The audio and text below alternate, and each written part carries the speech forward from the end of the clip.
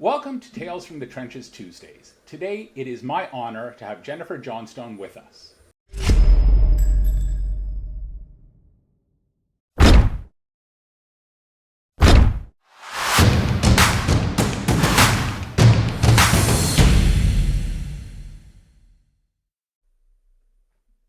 So, a little bit about Jennifer. So Jennifer Johnstone is President and CEO of the Central City Foundation, an organization that's been working to improve the lives of people in need in Vancouver's inner city since 1907. Today, the Central City Foundation is a $50 million foundation that pursues this agenda through community-centered philanthropy rooted in a commitment to truth, justice, and reconciliation. CCF owns innovative, sustainable, social purpose real estate properties and builds relationships with leading community organizations to create the opportunities for investments in community-led solutions.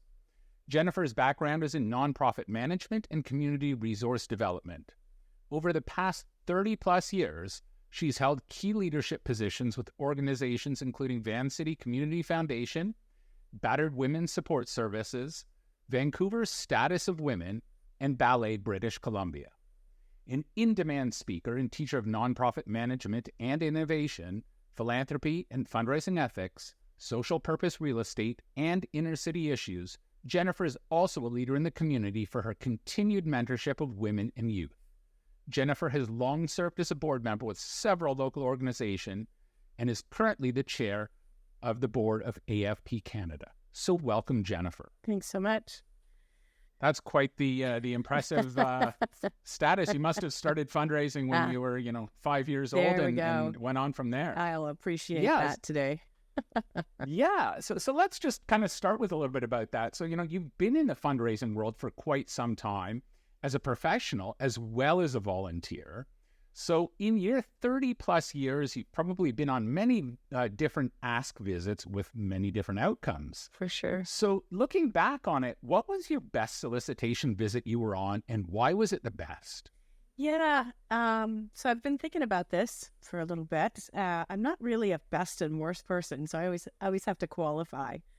One of the memories, Sure. the memories that I have was on a visit for Central City Foundation several years ago. Central City, perhaps because we've been around so long and doing good work, we have donors who've been with us literally for decades. So we don't have a large donor base. We're not, but we do have a very loyal and dedicated donor base.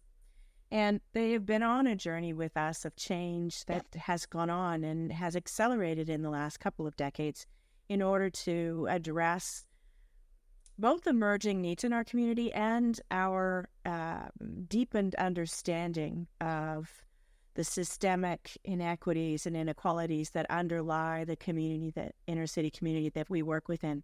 And so we spend a fair amount of time engaged in conversations with our donors, deepening that understanding, sharing it with them, and always, I often think that we're there to help them learn and grow.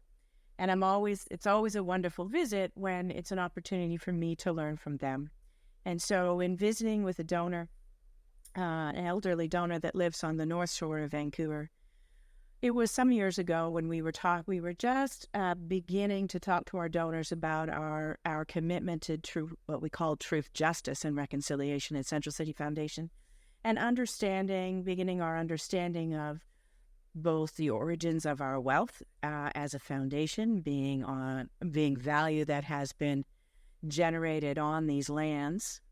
So we were out speaking with donors, and so I began to sort of talk about where we're at in our understanding. And this donor said, "Well, let me just stop you there, and let me tell you a little bit about my background in my life." And so I don't know if you are familiar with one of the just trying to find the adjective, but in the early part of the 20th century, the settlers in the city of Vancouver made a decision to displace the people in the village known as Sanak, who were the Squamish peoples in what is now known as Kitts Point, but has been returned and will be once again known as Sanook. But at that time, so people were literally loaded into canoes and forced off their lands, and the village was burned to the ground. Wow. So what this gentleman told me was that his mother was one of the settler people who stood on the shores of the North Shore to try to assist people arriving on the North Shore. And then, having witnessed this atrocity, spent her life educating her children and the community about the history of the oppression of Indigenous peoples and the displacement of First Nations from their territories. So I was like, oh, okay, teach me, please. Tell me how that, what that looked like in our community and the community that you grew up in. And so it's those sorts of experiences, that kind of an experience that I had, that happens all the time. And I think one of the things, those of us who are working in the community and our fundraisers, excuse me, we often think that we have some expertise, and I am consistently humbled by the wisdom and experience of the people that I get to connect with as donors and supporters. So that's always a happy day for me. Most definitely. I think that we're certainly starting to see a lot of our values as organizations change, especially in Canada, with this truth, justice, and reconciliation, and having a mindset of being a lot more aware, instead of just taking things just kind of on the surface, right? So no question, don't ask, don't tell. A little bit probing, where did the money come from, and how was it made, and how is it being invested?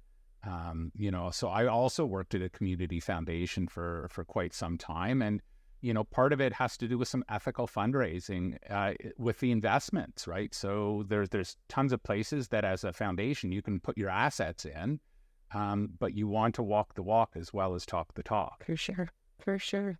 Yeah. So I'm sure you've been on some asks where you've asked donors for financial support and it went kind of off the rails or didn't go nearly as well as you had hoped. Can you just share with me one of those stories and maybe what made it kind of an awkward situation? Well, usually those are the ones where you get the no, right? Right. So there's been plenty of those in my lifetime. And I mean, in some cases, that same conversation didn't go positively, right? Right. And I can remember having, won't get into the details of this one, but just so people sort of pushing back very hard on the truth part of truth and justice and reconciliation. So certainly I've had those kinds of conversations as well. But I think one of the ones that still causes me some consternation was it was a presentation and a visit with a family foundation, and we had done our research, and we knew that there was a personal family connection to this issue, and there was a history of giving, and we had an amazing project for them, and we did all of that, and still got a no. And sort of in trying to understand and having the conversation, one of the things I learned from that is, there's this is a fundraiser, but there's less. You learn it again and again. While that personal connection is often a critical piece of why people give to a particular cause or organization, it's also it can also be a source of trauma and pain for a family. And even though the world knows it and they may acknowledge it in some ways, it isn't always what they want to focus on.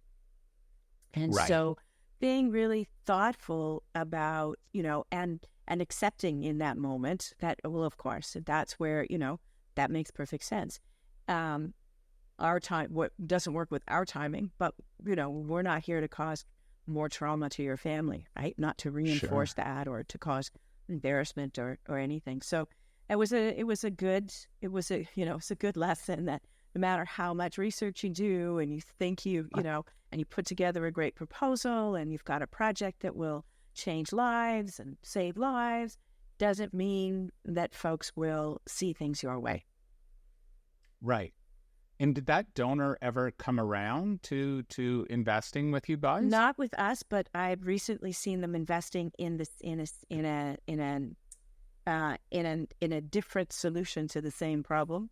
Okay. And so they've worked through what they've worked through as a family, but that was 20 years ago, that ask. So. Oh, wow. Yeah. Yeah. Wow. Yeah. Yeah. So, Jennifer, this was absolutely amazing. If folks wanted to get hold of you, how would they go about doing that? I'm on LinkedIn, for sure. I'm on Facebook as well. And I am easily found at centralcityfoundation.ca. That is amazing. Thank you so much for joining today, Jennifer. Thank you for this opportunity. This has been a lovely conversation. Hi, folks. Don't forget to hit the subscribe button right here.